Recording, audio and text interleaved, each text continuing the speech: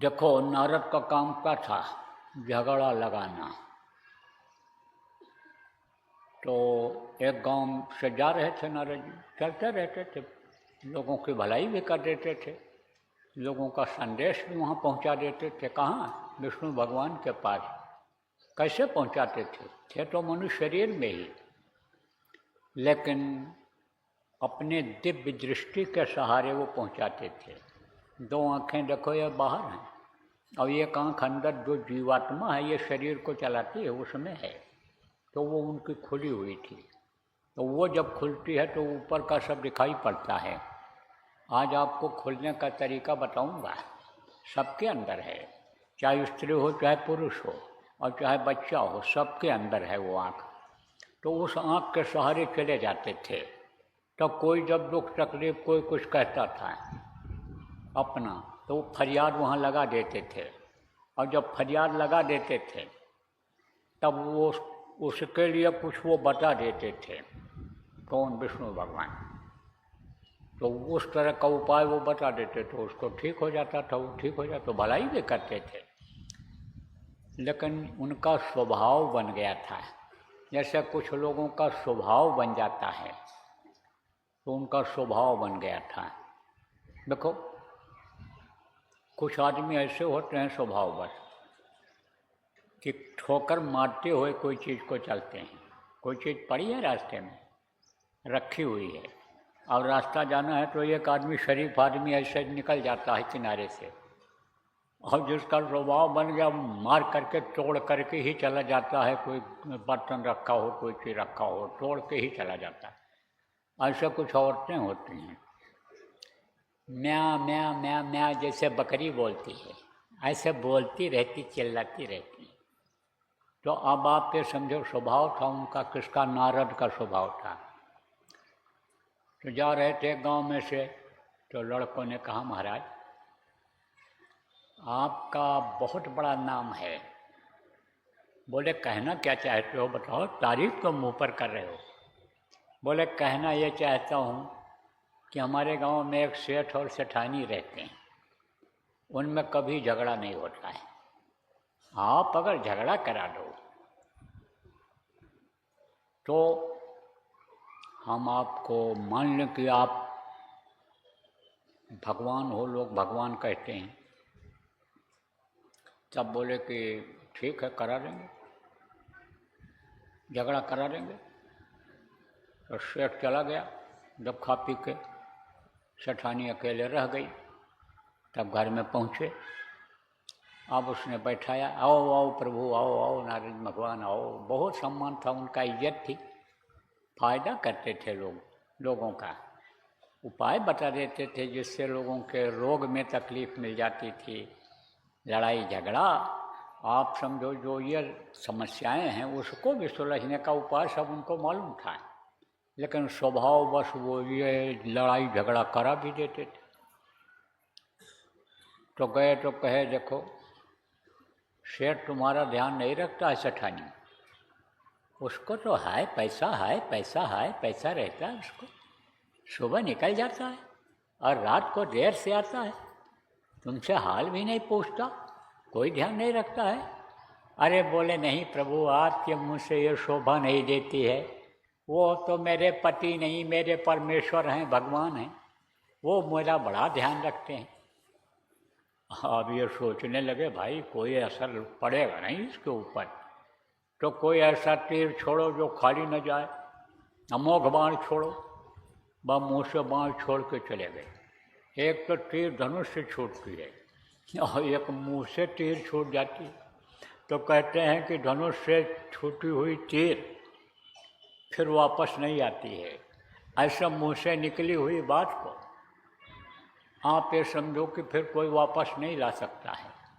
इसीलिए बिना विचारे जो करे सो पीछे पछताए, काम बिगाड़े आपनो जग में करे हंसाए। सोच विचार के बोलना चाहिए कोई बात।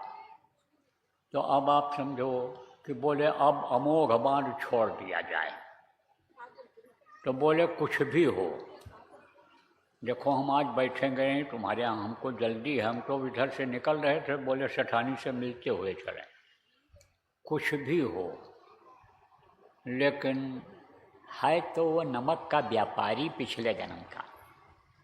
उसका पूरा शरीर नमकीन है, दिल दिमाग सब नमकीन है, खारा है, खारा।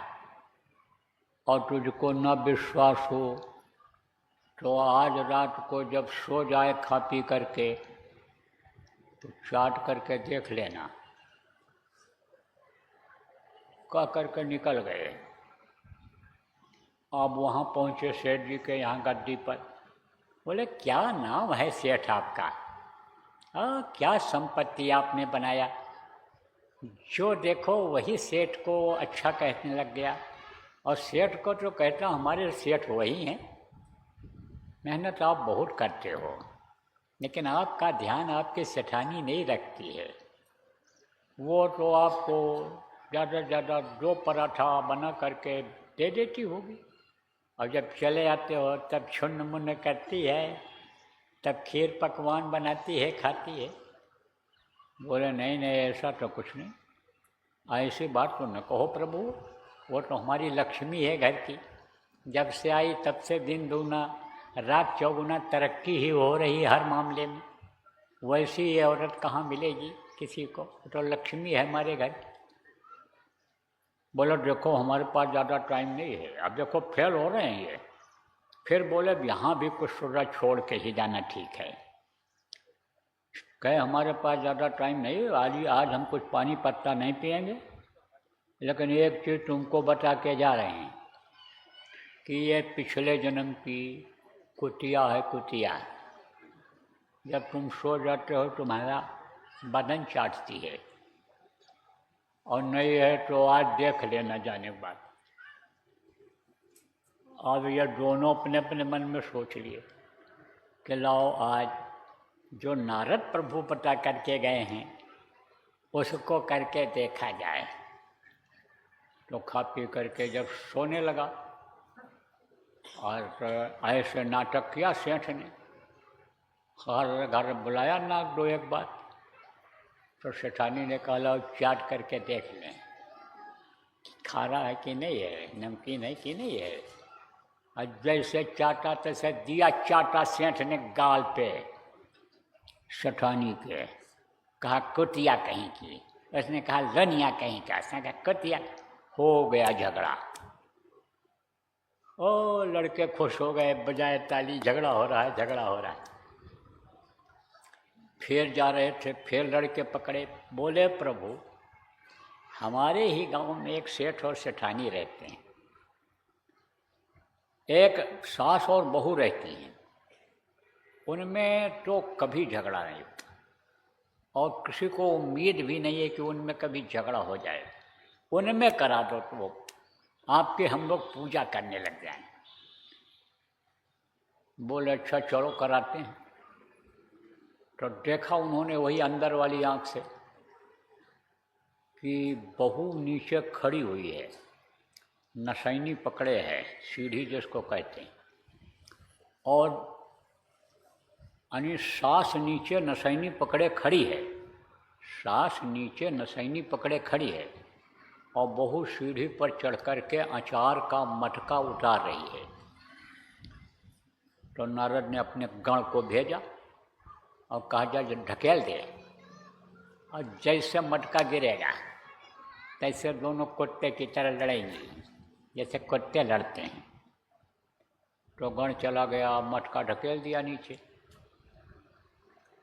और नारद भी धीरे धीरे पहुंच गए दरवाजे तक। वहाँ देखें कैसे होता है। लड़के अलग वहाँ की आवाज़ सुने तैसे ताली बजाएं, नारद भगवान की जय हो बोलें।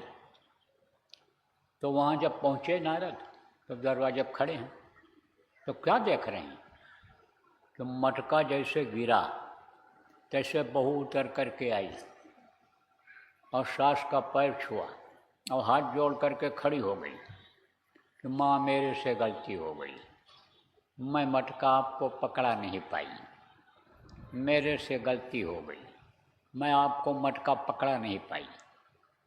और सास क्या कहती है, बच्ची तेरे से गलती नहीं हुई, बेटा तेरे से गलती नहीं हुई, गलती तो मेरे से हो गई, मैं मटके को पकड़ नहीं पाई, मैं क्या करूं, मेरा हाथ कांप गया, मैं तो बुढ़िया हो गई, अब ताकत नहीं लगती है।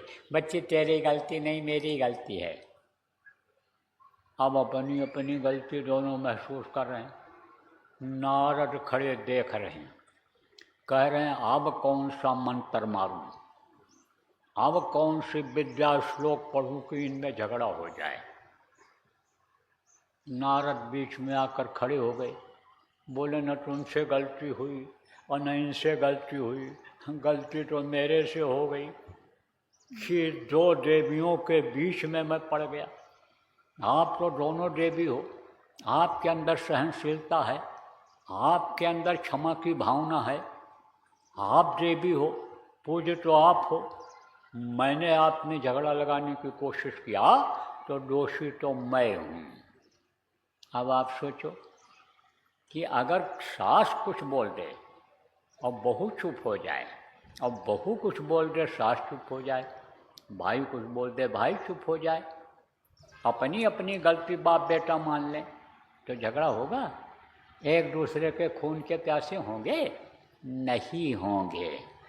लेकिन अगर ऐसा साथ मिल गया कि जो बराबर उकसाता रहे, तो ये नहीं सोचना चाहिए कि ये जो हमारे भाई भाई में प्रेम, हमारे भाई भाई के प्रेम को ख़त्म कर दे रहा है, यह औरत हमारे सास और बहू के प्रेम को ख़त्म कर दे रही है, यह हमारी दोस्त है, वो बच्चियों तुम्हारी दुश्मन है।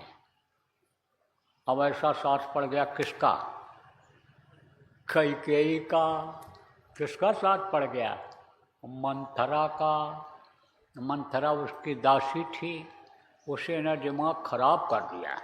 किसका दिमाग खराब किया? कैकेयी का। और उसने राम को वनवास करने का वरदान मांग लिया। राजा दशरथ से कहा कि भरत को राजगद्दी दीजिए, इनको वन भेज दीजिए, जंगल भेज दीजिए। राम को ज़्यादा मानती थी कैकेयी, भरत को उतना नहीं, अपने बेटे को। राम को अपना बेटा कहती थी। लेकिन बच्चियों साथ गलत पड़ गया। आप जो लोग बैठे हो समझ लो, साथ गलत अगर पड़ गया आपके बच्चों का, बच्चियों का, तो फिर उनका संभलना मुश्किल हो जाएगा। ये व्यवहारिक बातें सब बता रहा हूँ जो आपके जीवन में काम आने वाला है। तो आप ये समझो प्रेमियों कि राजा दशरथ ने हुक्म दिया कि तुम जंगल चले जाओ। तो जमीन जायदाद के लिए आज लड़ जा रहे हैं, भाई भाई के खून का प्यासा हो रहा है। और देखो, भाई को राजगद्दी देने के लिए पिता के आदेश का उन्होंने पालन कर लिया। जो पिता के आदेश का पालन करना चाहिए, रघुकुल की मर्यादा चली आ रही थी, उसका उन्होंने जब पालन किया तो उनको लोग मर्यादा पुरुषोत्तम राम कहने लग गए। तो जंगल गए, छोटे छोटे लोगों को इकट्ठा किया, बंदर और भालू,